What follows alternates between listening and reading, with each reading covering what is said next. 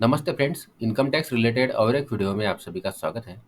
Assessment year 2025-2026 के लिए जो टैक्स प्लानिंग करनी है वो 31 मार्च 2025 से पहले कर लेनी होगी। अब इसके लिए टैक्स पेयर को न्यू टैक्स रिजीम और ओल्ड टैक्स रिजीम के विषय में पता होना चाहिए। तो इस वीडियो में हम लोग बात करने वाले हैं असेसमेंट ईयर 2025-2026 के लिए जो न्यू टैक्स रिजीम अप्लीकेबल है उसके विषय में।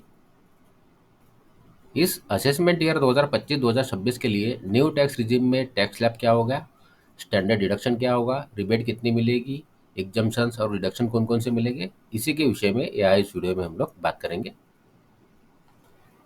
सबसे पहले बात कर लेते हैं असेसमेंट ईयर 2025-2026 के लिए न्यू टैक्स रिजिम के अंतर्गत जो टैक्स स्लैब अप्लीकेबल है उसके विषय में। तो यहाँ असेसमेंट ईयर 2025-2026 के लिए न्यू टैक्स रिजिम में 3 लाख रुपए तक की इनकम पर कोई टैक्स नहीं लगेगा। 3 लाख से लेके 7 लाख रुपए तक की यदि इनकम है तो 5% के हिसाब से टैक्स लगेगा। 7 लाख से लेके 10 लाख रुपए तक की इनकम पर 10% के हिसाब से टैक्स लगेगा। 10 लाख से लेके 12 लाख रुपए तक की इनकम होने पर 15% के हिसाब से टैक्स लगेगा। 12 लाख से लेके 15 लाख रुपए तक की इनकम पर 20% के हिसाब से टैक्स लगेगा। और 15 लाख रुपए से ज़्यादा इनकम होने पर 30% के हिसाब से टैक्स न्यू टैक्स रिजिम के अंतर्गत देना होगा। तो असेसमेंट ईयर 2025-2026 के लिए इस टैक्स स्लैब के हिसाब से टैक्स का कैलकुलेशन होगा। अब यदि बात करें सैलरी टैक्स पेयर को मिलने वाले स्टैंडर्ड डिडक्शन की, तो असेसमेंट ईयर 2025-2026 के लिए न्यू टैक्स रिजिम में सैलरी से 75,000 रुपये का standard deduction salary tax payer को मिलेगा। और ऐसे टैक्स पेयर्स जिन्हें फैमिली पेंशन मिलती है उन्हें फैमिली पेंशन से 25,000 रुपये का standard deduction new tax regime के अंतर्गत मिलेगा।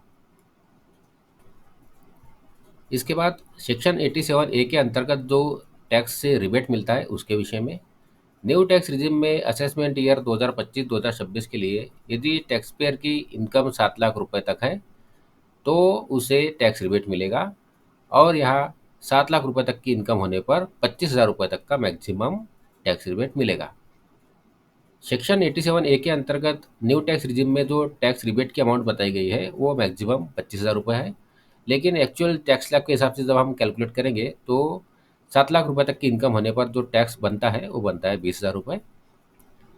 तो यदि किसी टैक्स पेयर को न्यू टैक्स रिजिम के अंतर्गत नॉर्मल इनकम है और 7 लाख रुपए तक है तो उसे 20,000 रुपये तक का tax rebate new tax regime में मिलने वाला है। इसके बाद बात कर लेते हैं न्यू टैक्स रिजिम के अंतर्गत मिलने वाले होम लोन के टैक्स बेनिफिट के विषय में। यदि किसी टैक्स पेयर ने ऐसी प्रॉपर्टी पे होम लोन लिया है जो उसने रेंट पर दी है, लेट आउट की है, तो ऐसे में उस होम लोन के ऊपर जो इंटरेस्ट का पेमेंट किया जाएगा उसका डिडक्शन उसे न्यू टैक्स रिजिम के अंतर्गत हाउस प्रॉपर्टी इनकम के हेड के अंतर्गत मिलेगा। सेल्फ ऑक्युपाइड हाउस प्रॉपर्टी होने पर न्यू टैक्स रिजिम में डिडक्शन इंटरेस्ट का नहीं मिलेगा। अब चैप्टर 6A के अंतर्गत न्यू टैक्स रिजिम में कौन कौन से डिडक्शन मिलेंगे, तो यहाँ केवल दो डिडक्शन है जो डिडक्शन न्यू टैक्स रिजिम के अंतर्गत टैक्स पेयर क्लेम कर सकते हैं। पहला है सेक्शन 80CCD2। इस सेक्शन 80CCD2 के अंतर्गत एम्प्लॉयर द्वारा एम्प्लॉय के एनपीएस अकाउंट में जो कंट्रीब्यूशन किया जाता है उसका deduction tax payer new tax regime के अंतर्गत क्लेम कर सकते हैं। और दूसरा है सेक्शन 80CCH2। इस सेक्शन के अंतर्गत ऐसे टैक्स पेयर्स जो अग्निवीर स्कीम के अंतर्गत सेना में भर्ती हुए हैं उनके अग्निवीर कॉर्पस फंड में सेंट्रल गवर्नमेंट द्वारा जो कंट्रीब्यूशन किया जाता है उसका डिडक्शन अग्निवीर टैक्स पेयर अपने इनकम टैक्स रिटर्न में सेक्शन 80CCH2 के अंतर्गत क्लेम कर सकते हैं। इसके बाद न्यू टैक्स रिजिम में कुछ ऐसे एग्जम्पशंस है जो सैलरी टैक्स पेयर अपने इनकम टैक्स रिटर्न में न्यू टैक्स रिजिम के अंतर्गत क्लेम कर सकते हैं। पहला है सेक्शन 10 सबसेक्शन 14 क्लॉज 2 के अंतर्गत ट्रांसपोर्ट अलाउंस। यदि कोई टैक्स पेयर फिजिकली हैंडीकैप है तो ऐसे में उसे मिलने वाले ट्रांसपोर्ट अलाउंस का एग्जम्पशन वो न्यू टैक्स रिजिम के अंतर्गत सेक्शन 10 सबसेक्शन 14 क्लॉज 2 के अंतर्गत क्लेम कर सकते हैं। और सेक्शन 10 सबसेक्शन 14 क्लॉज 1 के अंतर्गत कुछ ऐसे एग्जम्पशन है जो सैलरी टैक्स पेयर क्लेम कर सकते हैं, जैसे कि कन्वेंस अलाउंस, ट्रैवल अलाउंस और डेली अलाउंस। ये ऐसे अलाउंसेस है जो tax payer new tax regime के अंतर्गत अपने सैलरी की इनकम से क्लेम कर सकते हैं।